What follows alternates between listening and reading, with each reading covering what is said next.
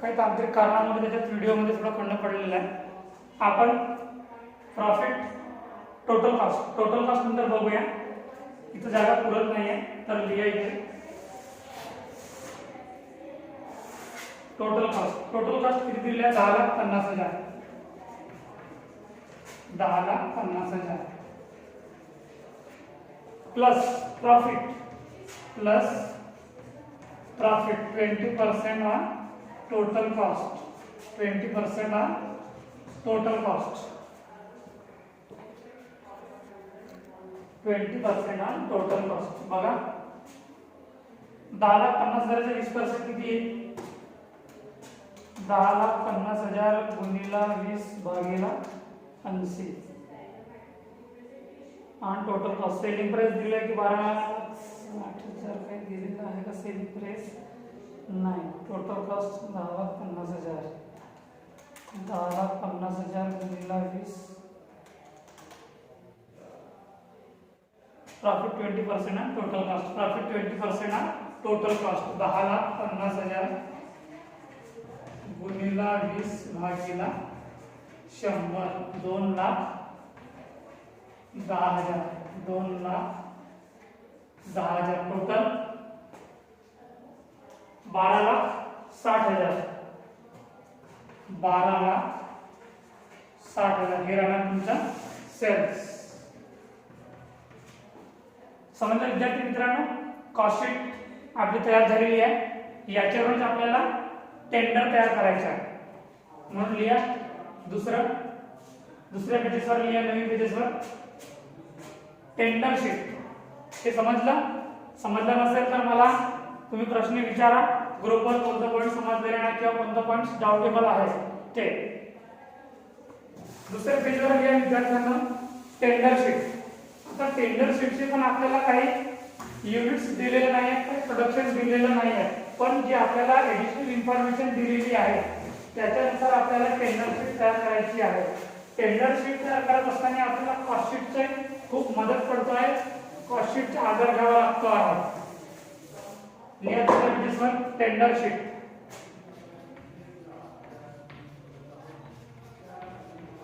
Tender sheet इथे लिहा production तुम्हाला दिलेलं नाही आहे. प्रोडक्शन पिरियड सुद्धा दिलेला नाही आहे. आखणी करा.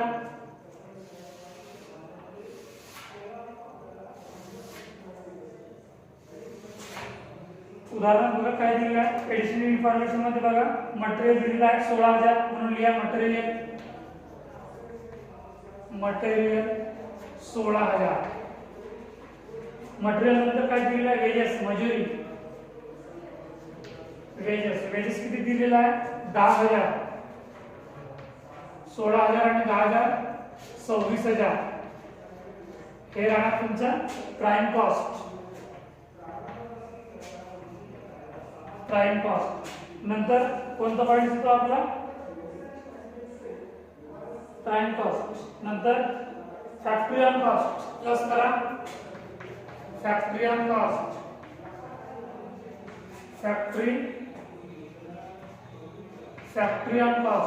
म्हणजे काय दिलं बघा. Assuming that in 2005 the rates of factory overhead have gone up by 20%. 20% आपल्याला इन्क्रीज करायचे आहे. Factory overhead distribution charges have gone down by 10%. Administrative charges are rupees 8,964 and selling charges 5,976. At which price the work order should be quoted so as to earn a 20% profit on total cost. शेवटची line बघा. Factory overhead is based on direct wedges. आपल्याला percentage calculation करावं लागेल factory ओव्हरहेडचे. कशावर? Direct वेजेसवर. म्हणून लिहा percentage of factory overhead. पहिलं point working note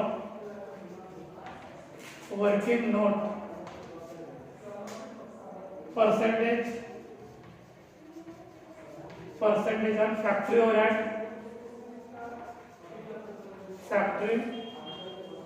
overhead to direct wedges. बघा फॅक्टरी ओव्हरहेड किती दिलेलं आहे, कॉस्ट शीटवर बघा फॅक्टरी ओव्हरहेड किती दिलेलं आहे, कॉस्ट शीटवर फॅक्टरी ओव्हरहेड 1,50,000 म्हणून फॉर्म्युला लिहा. Factory overhead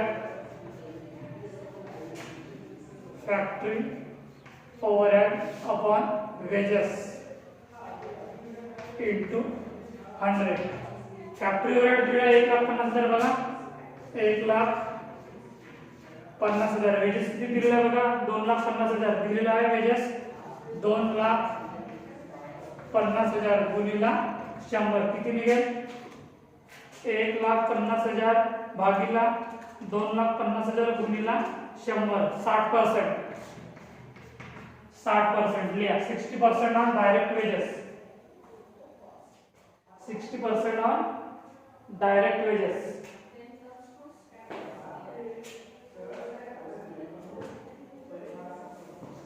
60% on direct wedges. Point समजलं कशा प्रकारे आपण कॅल्क्युलेशन केलेले आहोत. तुम्हाला इन्फॉर्मेशन मध्ये सुद्धा दिलेलं आहे बघा. Factory overhead is based on direct wages. तुम्हाला फॅक्टरी ओव्हरहेडचे पर्सेंटेज काढायचे डायरेक्ट वेजेसवर. And distribution charges on factory cost. Distribution चार्जेसचे सुद्धा तुम्हाला फॅक्टरी कॉस्टवर पर्सेंटेज काढायचे आहे. तर डिस्ट्रीब्युशन चार्जेस कोणत्या पॉईंट्समध्ये जाईल, ऑफिस ऑन कॉस्टमध्ये पॉईंट घ्यायचो आणि त्याच्यावर आपल्याला फॅक्टरी कॉस्टवर पर्सेंटेज काढायचे आहे. 60% ऑन डायरेक्ट वेजेस. या डायरेक्ट वेजेस किती दिलेले आहे, 10,000. 10,000 60% म्हणजे किती येणार, 6,000. 10,000 इंटू 60% अपॉन 100 6,000. 6,000. नंतर काय दिलेलं आहे पॉईंट मध्ये बघा, हा दिलेलं आहे बघा. Assuming that in 2005 the rates of factory overhead have gone up by 20%. तुम्हाला प्लस करायचे, इन्क्रीज करायचे 20%. 6,000 चे 20%.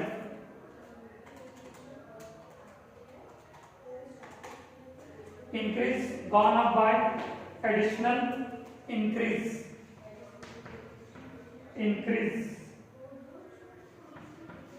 10% on 6,000. 6,000 10%. 6,000 सॉरी 20% आहे. 20% अपॉन 100 किती आहे सांगितले, 1200 रुपये. आता टोटल करा 26,000, 6,000 आणि 1200 33,200. 33,200 राहणार तुमचा वर्क कॉस्ट किंवा फॅक्टरी कॉस्ट. वर्क कॉस्ट समजलं विद्यार्थी मित्रांनो. काय दिलेलं आहे उदाहरणात, काही कठीण उदाहरण दिलेलं नाही आहे. आधी आपल्याला पर्सेंटेज कॅल्क्युलेशन करावं लागेल. कोणत्याही उदाहरणामध्ये जर अशा प्रकारची इन्फॉर्मेशन दिलेली असेल तर आधी आपल्याला पर्सेंटेज कॅल्क्युलेशन करावं लागेल. तर या उदाहरणामध्ये पर्सेंटेज सुद्धा कॅल्क्युलेशन करायचं होतं आणि ॲडिशनल इन्फॉर्मेशन मध्ये इन्क्रीजचे पर्सेंटेज दिलेले होते ते सुद्धा आपल्याला इथे इन्क्रीज करायचे होतं. वर्क कॉस्ट समजलं इथपर्यंत. आता next point, office on cost plus office on cost.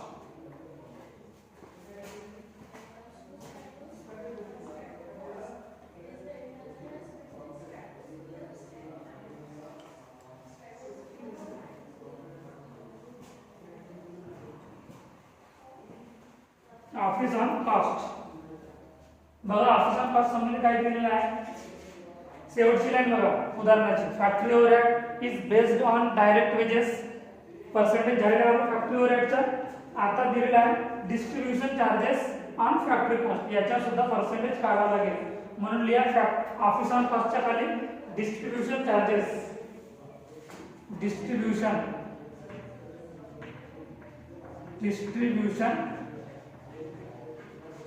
Charges ते आता आपल्याला कॅल्क्युलेशन करावं लागेल. दुसरा पॉइंट राहील percentage on distribution charges distribution charges to factory cost. Factory cost formula इथंच तयार होईल. distribution charges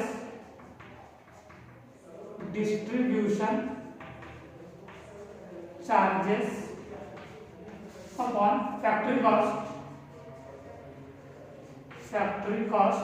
into 100.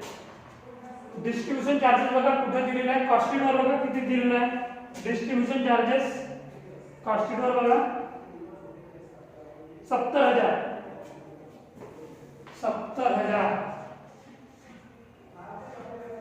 आणि फॅक्टरी कॉस्ट किती दिलेला आहे. फॅक्टरी कॉस्ट शीट वर बघा फॅक्टरी कॉस्ट दिलेला आहे तुम्हाला 7 लाख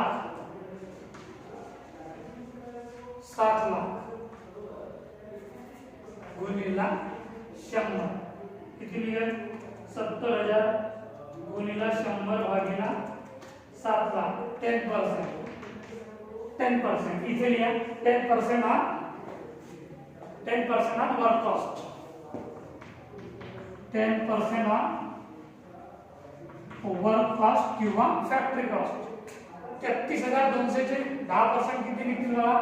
33,200 गुणिला 10 भागिला 100 3,320 म्हणून लिहा फायनल कॉलम मध्ये 3,320 प्लस बघा इन्फॉर्मेशन मध्ये बघा काय दिलेलं आहे तर आपल्याला बघूया. Assuming that in 2005 the rates of factory overhead च्या पॉइंट्स आपण फॅक्टरी ओव्हरहेड मध्ये बघितलेलं have gone up by 20%. त्याचा आपलं कॅल्क्युलेशन ऑलरेडी झालेलं आहे 20% इनक्रीजचा.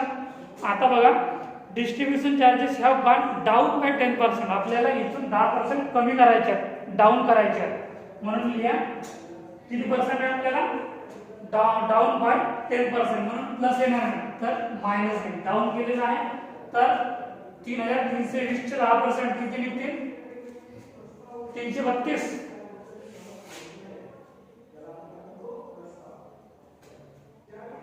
लेस 3,320 चे 10% किती निघतील 332. इनर कॉलम मध्ये सुद्धा लिहू शकता तुम्ही, फायनल कॉलम मध्ये न लिहिता. 332 3,320 मायनस 332 2,988. तर इथे लिहा तुम्ही फायनल कॉलम मध्ये 2,988. याची टोटल करा आता 33,200 plus 2,988 36,188.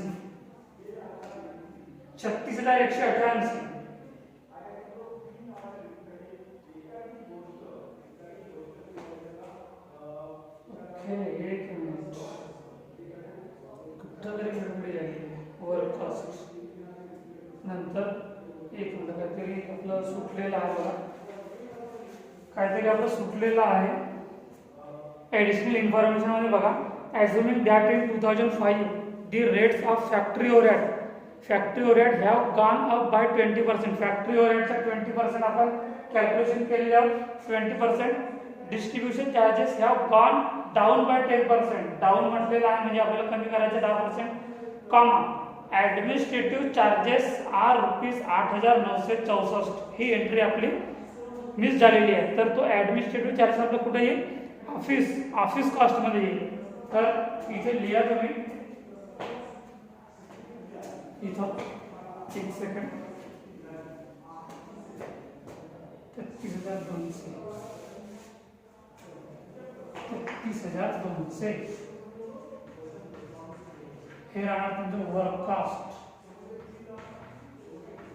Cost plus administrative charges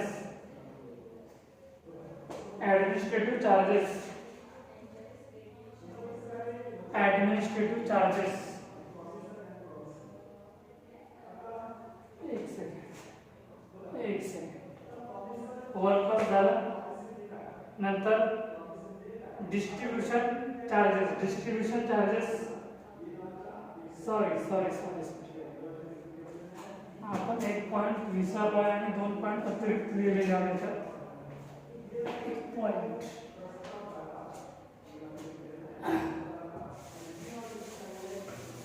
बघा वर्क कॉस्ट झालेला आहे.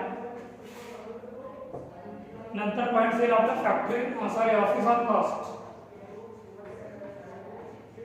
Office on cost, office on cost मध्ये पॉईंट दिलेला आहे डिस्ट्रीब्यूशन चार्जेस. डिस्ट्रीब्यूशन चार्जेस तो तुमचा सेलिंग मध्ये जाणार आहे, डाऊन केलेला 10%.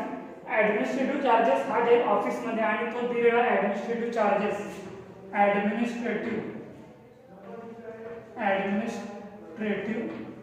चार्जेस ऍडमिनिस्ट्रेटिव्ह चार्जेस किती दिलेला आहे 8,964. 8,964 बघा 33,200 आणि 8,964. 33,200 प्लस 8,964 42,164. 42,164 झालं. हे राहणार तुमचं कॉस्ट ऑफ प्रोडक्शन किंवा office on cost. Cost of production किंवा office on cost. Cost of production, cost of production. नंतरचे पॉइंट आपला येतो selling and distribution expenses. Selling and distribution expenses. आता बघा सेलिंग अँड डिस्ट्रीब्यूशन एक्सपेन्सेस उदाहरण बघा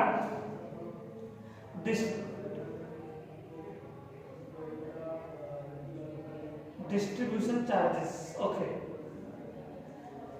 आता बघा सेलिंग अँड डिस्ट्रीब्यूशन एक्सपेन्सेस शेवटच्या लाईन मध्ये बघा factory overhead is based on direct wages. आपलं फॅक्टरी ओव्हरहेडचं कॅल्क्युलेशन झालेलं आहे, पर्सेंटेज कॅल्क्युलेशन केलेली आहे. नंतर काय म्हणाला distribution charges on factory cost. आपल्याला याचे पर्सेंटेज कॅल्क्युलेशन करावं लागेल, तर लिहा percentage on distribution charges to factory cost. Distribution charges हे आपलं सेलिंग मध्ये जाईल, तर लिहा distribution charges upon factory cost into 100. याचं निघालं 10%.